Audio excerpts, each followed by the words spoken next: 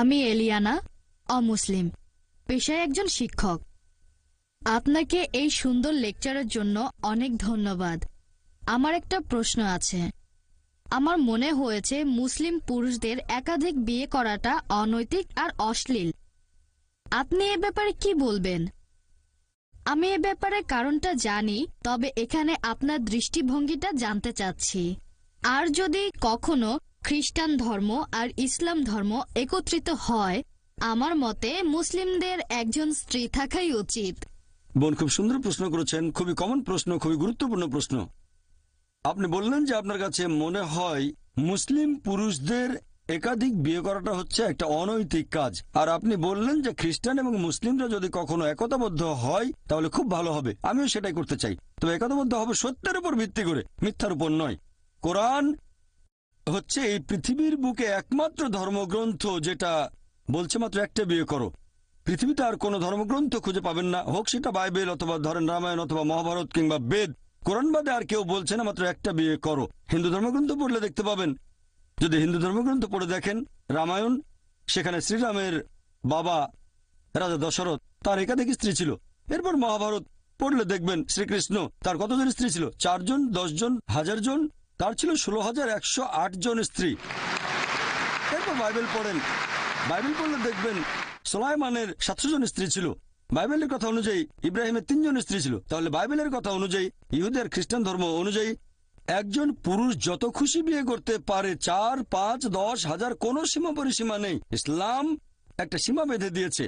কোরআন বলছে সূরা নিসা অধ্যায় নম্বর 4 আয়াত নম্বর 3, তোমার পছন্দের নারীদের বিয়ে করো 2, 3 বা 4 জনকে, তবে যদি সুবিচার করতে না পারো তাহলে একটা বিয়ে করো।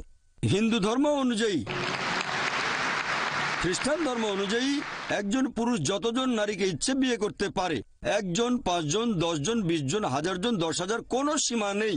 ইসলাম বলছে পছন্দের নারীদের বিয়ে করো 2, 3 বা 4 জন, তবে সুবিচার করতে না পারলে মাত্র একটা বিয়ে করো। তাহলে ইসলাম বলছে সুবিচার করতে পারলে একাধিক বিয়ে করবেন, তা না হলে করবেন না, আর সুবিচার করতে পারলে সর্বোচ্চ 4 জন।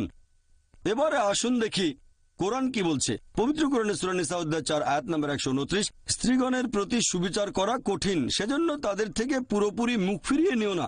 অনেকের মনে এরকম ভুল ধারণা আছে যে ইসলামে 4 জন স্ত্রী থাকা বাধ্যতামূলক। এটা বাধ্যতামূলক না, একাধিক স্ত্রী রাখার ব্যাপারটা ঐচ্ছিক ব্যাপার, এটা মুবাহ। তবে যদি একাধিক বিয়ে করেন আর সুবিচার করতে না পারেন তাহলে সমস্যায় পড়ে যাবেন। এবার আসুন দেখি এর পেছনে কারণটা আসলে কি। আমি এখানে কারণটা বলছি, তারপর আপনি চাইলে পাল্টা প্রশ্ন করতে পারেন। লজিক্যাল কারণটা যে ইসলাম ধর্ম কেন কিছু পুরুষকে একাধিক বিয়ে করার অনুমতি দিয়েছে। এখন ভালো করে দেখলে বুঝতে পারবেন যে ছেলে আর মেয়ে সন্তান জন্মায় সমান অনুপাতে। তবে শিশু বিশেষজ্ঞদের জিজ্ঞেস করলে জানতে পারবেন, শিশুদের রোগের উপর যারা বিশেষজ্ঞ তারা এটা বলবেন যে মেয়ে শিশুরা ছেলে শিশুর চেয়ে রোগ জীবাণুকে ভালোভাবে প্রতিরোধ করতে পারে, তাই শিশুকালে মেয়েদের তুলনায় বেশি ছেলে শিশু মারা যায়। তারপরে সময় বয়ে যায়, মানুষ মারা যায় ধূমপানের কারণে, তারপর মারা যায় বিভিন্ন রকম অসুখ বিসুখে, মারা যায় মদ পানের কারণে, মারা যায় যুদ্ধে, অ্যাক্সিডেন্টেও মারা যায়। এসব জায়গায় তো মহিলাদের চেয়ে বেশি পুরুষ মারা যায়। যদি এখনকার দিনের পৃথিবীর দিকে তাকান, পৃথিবীতে এখন মহিলাদের সংখ্যা পুরুষদের চেয়ে অনেক বেশি, পুরুষের তুলনায় মহিলার সংখ্যা বেশি।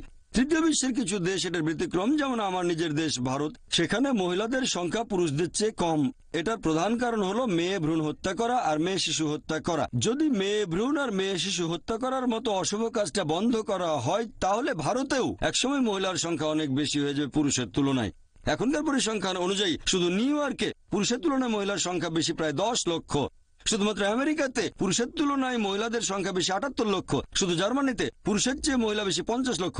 শুধু যুক্তরাজ্যে পুরুষের তুলনায় মহিলা বেশি 40 লাখ। শুধু রাশিয়ায় পুরুষের চেয়ে মহিলা বেশি 90 লাখ। আর এটা আল্লাহ শুধু ভালো জানেন পুরো পৃথিবীতে পুরুষের তুলনায় মহিলার সংখ্যা কতজন বেশি। আর ধরেন তর্কের খাতিরে আপনার কথা মেনে নিলাম যে একজন পুরুষ মাত্র একজন মহিলাকে বিয়ে করবে। আর ধরেন আমার বোন থাকে আমেরিকায় আর সেখানে সব পুরুষ বিয়ে করে ফেলেছে, অথবা ধরেন আপনার বোন থেকে আমেরিকায় আর সব পুরুষই সেখানে বিয়ে করে ফেলেছে। প্রত্যেক পুরুষ একজন করে মহিলাকে বিয়ে করেছে। তারপরও আমেরিকাতে 78 লক্ষ মহিলা থাকবে যারা পাবে না জীবন সঙ্গী। তখন এই 78 লক্ষ মহিলার সামনে যে পথটা খোলা থাকবে যে হয় তারা এমন কাউকে বিয়ে করবে যার একজন স্ত্রী আছে, নয়তো হবে জনগণের সম্পত্তি। লোকে হয়তো বলবে জনগণের সম্পত্তি? ভাই জাকির, এটা তো কঠিন কথা। এটাই সবচেয়ে ভদ্র ভাষা যেটা আমি বলতে পারি। এর যে ভদ্র ভাষা আমার জানা নেই।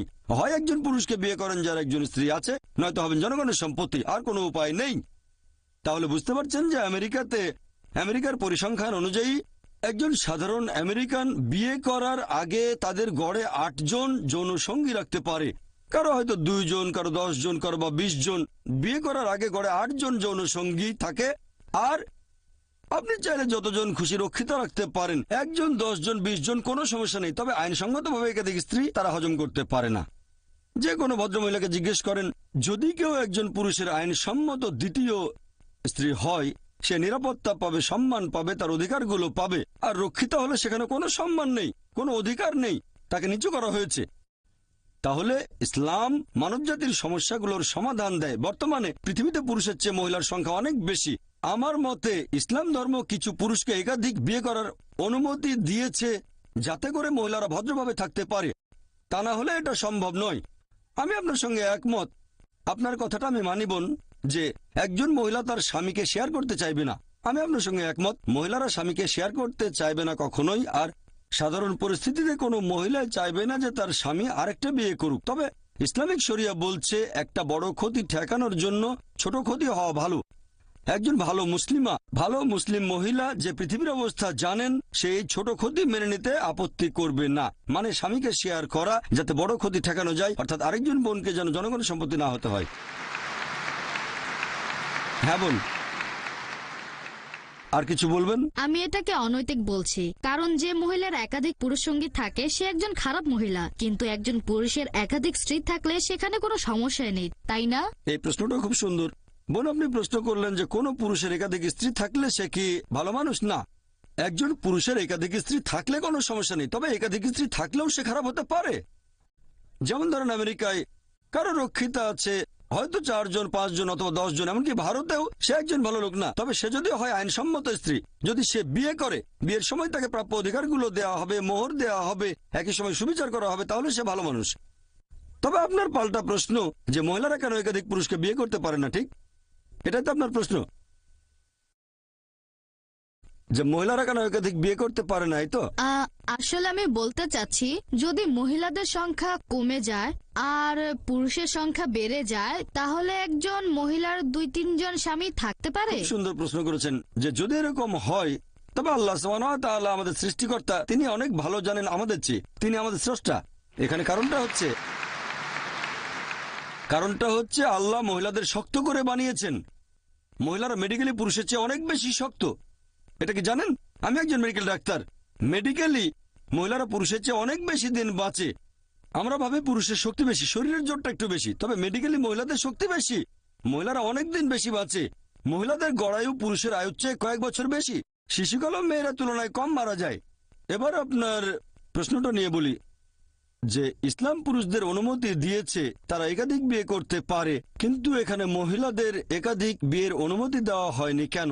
কারণটা হচ্ছে একজন পুরুষের যদি একাধিক স্ত্রী থাকে, যদি সন্তান জন্ম নেয়, আপনি সহজেই বুঝতে পারবেন সেই সন্তানের বাবাকে আর মাকে। তবে একজন মহিলার যদি একাধিক স্বামী থাকে, যদি সন্তান জন্ম নেয়, তাহলে মাকে খুঁজে পাবেন, বাবাকে বের করতে পারবেন না।